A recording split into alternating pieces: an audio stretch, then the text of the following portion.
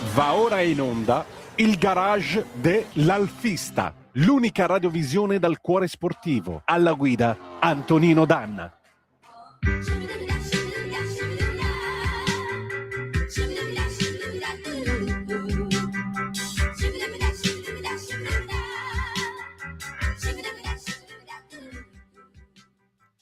Buongiorno, a voi la linea. Amiche e amici miei, ma non dall'avventura, buongiorno, siete sulle magiche onde di Radio Libertà, questo è il garage dell'Alfista, io sono Antonino Danna e questa è la puntata di oggi, sabato 14 di marzo, con noi collegati come sempre Alex Cereda e Giovanna Scaglione e Natalia. Intanto buon lavoro, secondo apri un momento la chat che ti sto caricando 3 fotografie che dovremmo poi mostrare in successione. Eccole qua, le diamo, tac, e niente, tra poco le vedrai. Buongiorno a tutti. Buongiorno Antonino, buongiorno ai nostri ascoltatori e a Giovanna. Buongiorno a tutti quanti. Grazie come sempre di avermi invitato alla vostra trasmissione. Pronto? Perfetto. Sì, perfettamente. Allora, caro Alex, io ho trovato 3 fotografie che adesso mando anche a te su WhatsApp, così le puoi vedere, e possiamo cominciare a parlare di Intermeccanica Apollo e Indra. Indra non è un omaggio a Montanelli, ma è un'altra cosa. Cosa sono Apollo e Indra? Girerei la domanda a Giovanna, poi mi affiancherei per anticipare il discorso di oggi. Benissimo. Praticamente mi senti, perché a volte mi va via un po' l'audio. No, noi sentiamo perfettamente. Ah, grazie. Allora, l'Apollo è la prima macchina che mio padre ha disegnato per l'Intermeccanica, che era di proprietà dell'ingegner Frank Reisner, una piccola fabbrica automobilistica dell'Interland torinese. Però una fabbrica che aveva l'estro di fare delle macchine un po' avveniristiche, ecco, e aveva la sua clientela.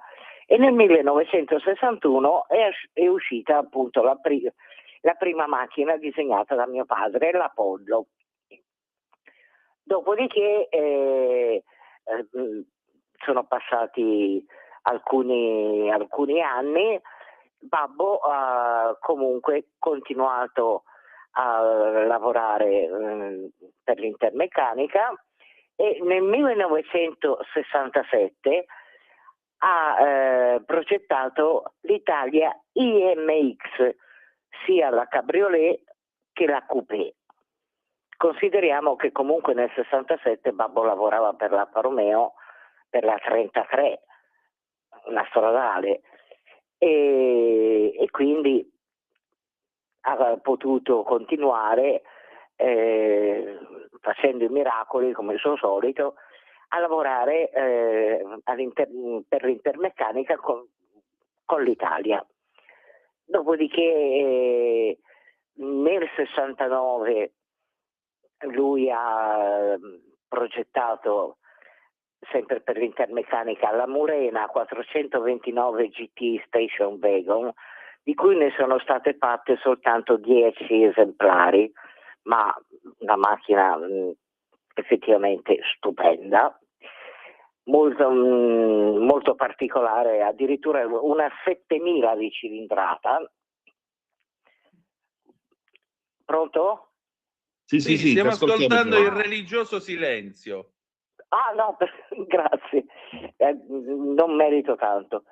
E poi nel 71, perdonatemi, mi sono imbrogliata, nel 1971 è iniziata la produzione dell'Indra, prima cabriolet e poi la Spider, che era stata richiesta dalla Opel perché l'Opel non poteva prendersi carico di costruire queste macchine, in quanto inizialmente avevano deciso di fare una produzione abbastanza ristretta, al massimo un centinaio di macchine all'anno, per cui avevano preso contatti con mio padre, che tra l'altro parlava perfettamente il tedesco, quindi c'era la possibilità di avere dei contatti molto, molto fluidi senza dover cercare chissà che cosa, ed è iniziato il progetto dell'Indra, che ha subito riscontrato in Germania un grandissimo interesse, una bellissima macchina che però aveva già iniziato ad avere dei tratti di carrozzeria non più morbidi, Sì. com'era la 33, com'era la SS, ma ci stava evolvendo il modo di disegnare, di vedere quello che potrebbero essere stati in un futuro le macchine. Quindi il mio babbo riusciva a disegnare queste macchine che definirei spigolose, cioè non più con quella fluidità nella carrozzeria. Diciamo che anticipava gli anni 70. Esatto. Gli anticipati. Anticipato anche gli anni 80. Se guardiamo l'Italia, anticipava gli anni 70. 70 ma anche 80, le linee spigolose che poi furono anche della Biturbo, di diverse Ferrari. Fu testimone anticipatore del passaggio tra le linee morbide degli anni 60 a quelle che furono gli anni 70 e 80, ma con una sportività. Guardiamo oggi l'Indra, ma l'Italia, per esempio, Spider, che se ben ricordo fu costruita con l'aiuto anche di un ex ingegnere della Formula 1.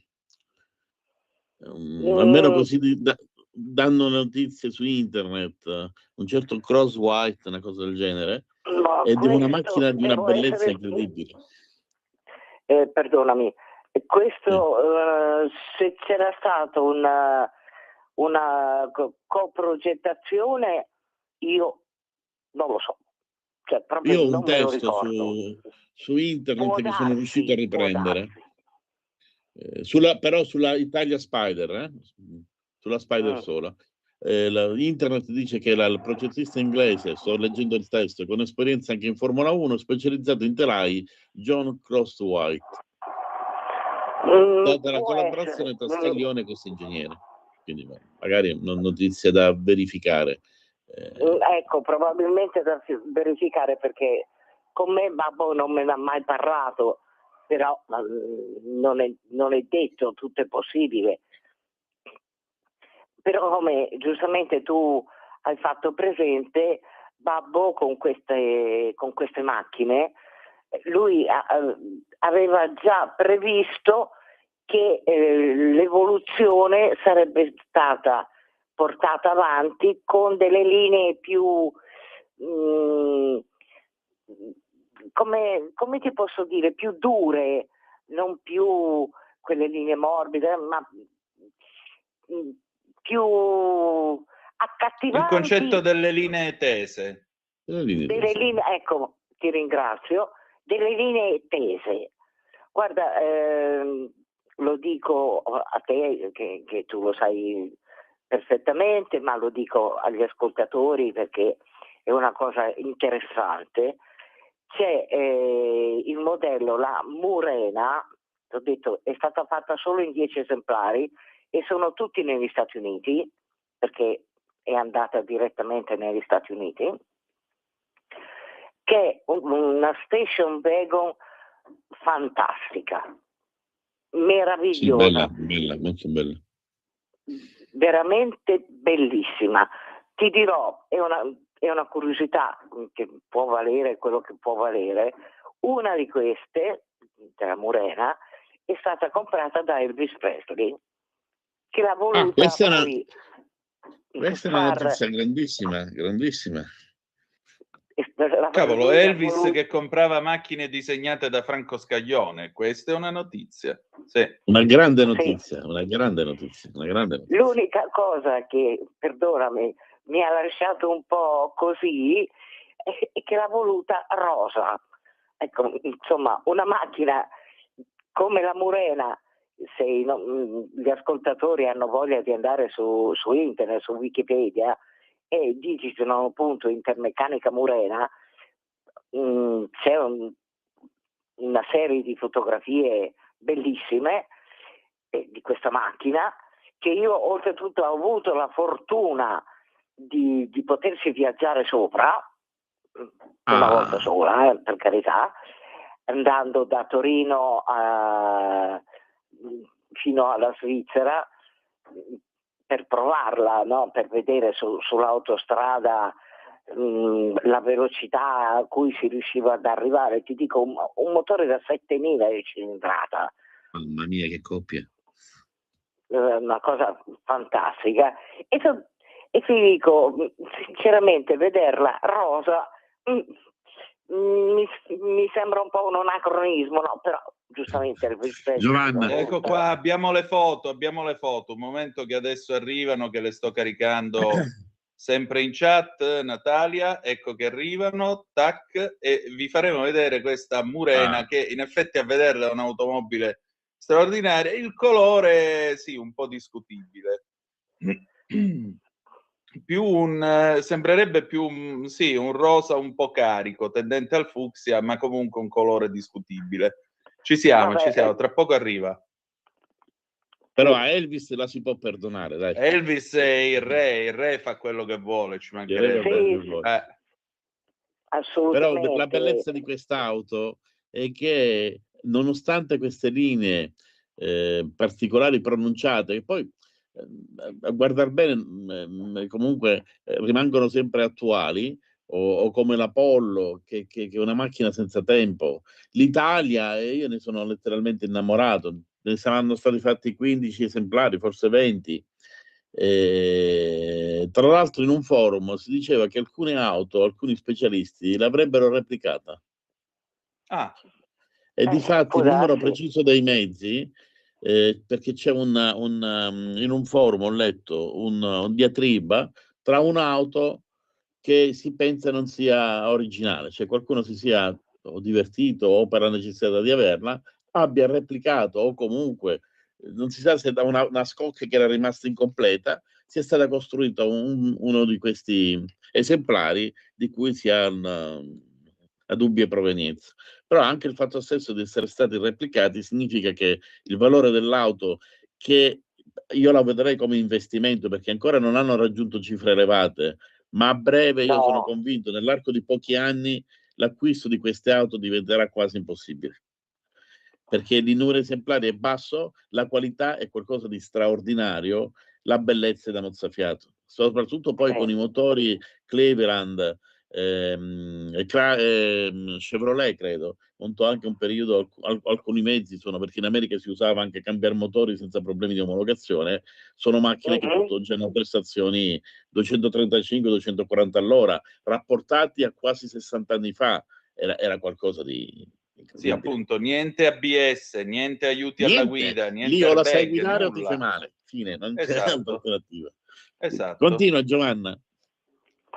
E ti dicevo, ho portato l'esempio della Murena perché per essere una station wagon mantiene sempre quella grinta da auto, da automobile quasi non dico da corsa perché no, ma una station wagon che ti lascia comunque a bocca aperta. Di solito la station wagon è una macchina più per la comodità della famiglia.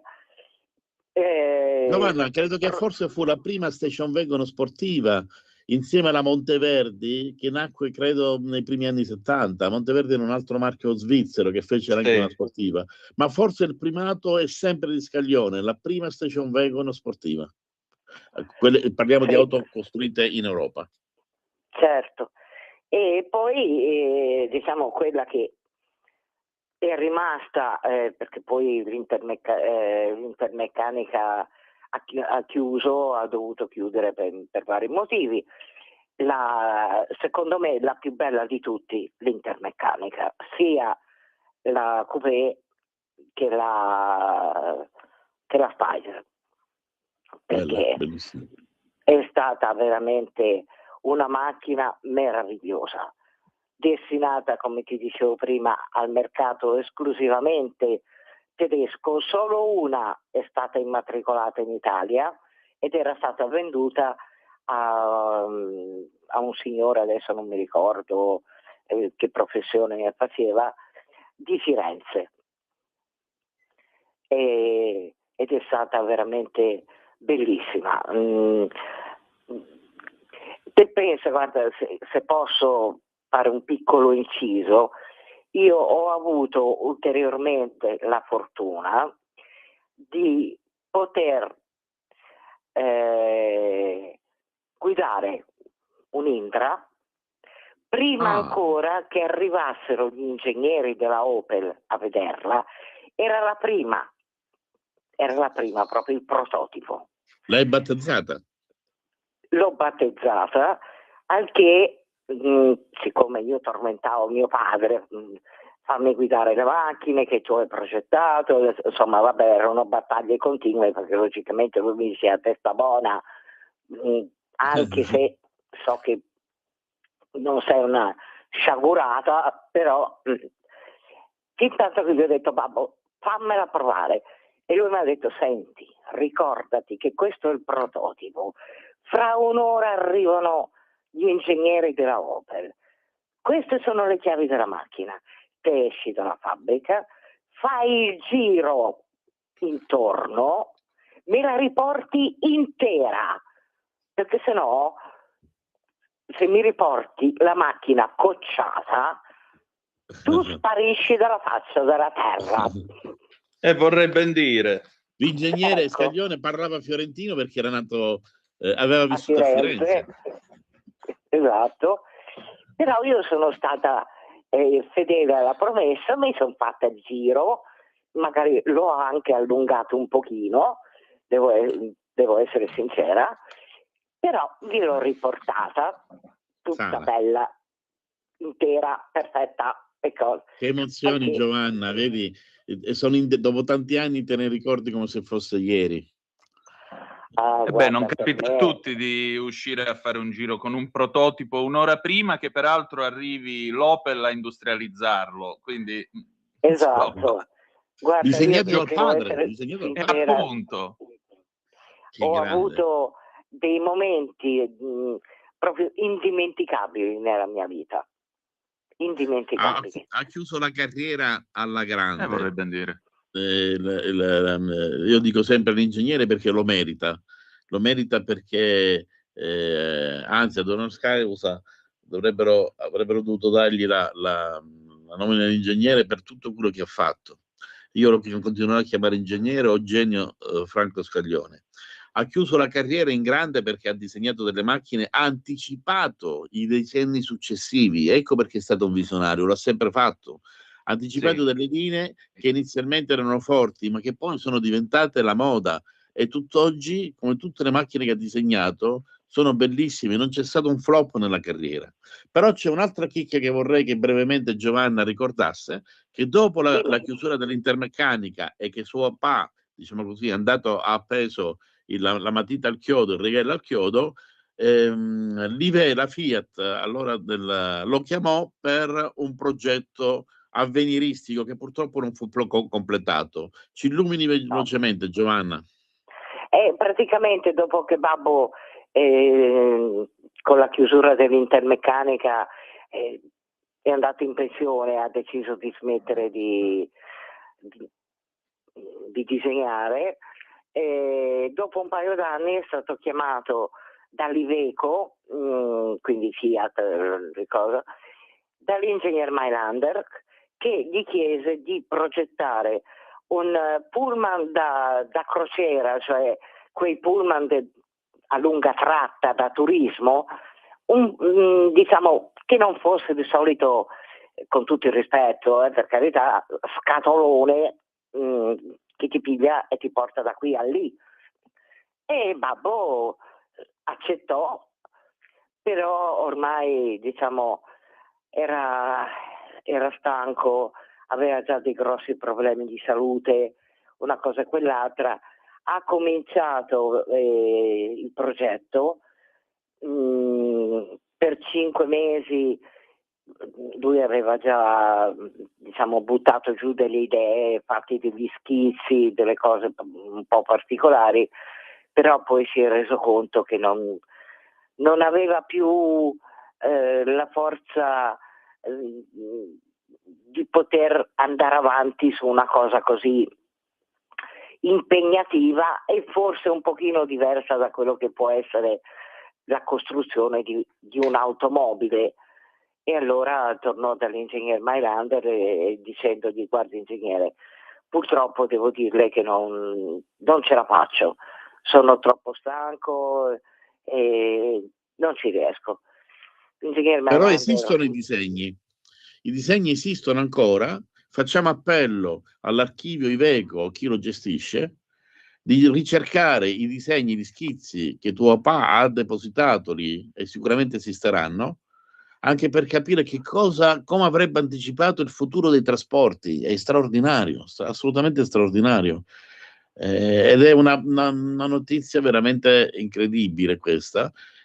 Bisognerebbe trovare un contatto all'Iveco per vedere quegli schizzi, se esistono, che sicuramente ci saranno ancora in archivio, e poterli visionare. L'importante è che li abbiano potuti conservare, perché sai, purtroppo tante cose sono andate perdute nel tempo, nei vari spostamenti fra un ufficio e l'altro e cose.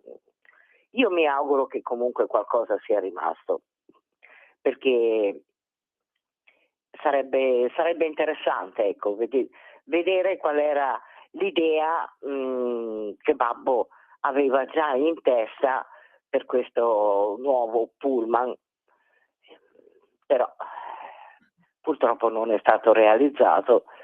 Infatti lo stesso ingegner Mailander disse a mio padre, disse: guardi Scaglione, io metto questo inizio di progetto in un cassetto, ma so già che non ci sarà nessuno che riuscirà a portarlo avanti con quello che sono le sue idee, e infatti non è stato realizzato. Comunque, purtroppo la vita a volte ci mette davanti a delle rinunce che dobbiamo accettare, proprio perché la salute si mette di traverso e non ci permette di finire di realizzare qualcosa. Purtroppo è così.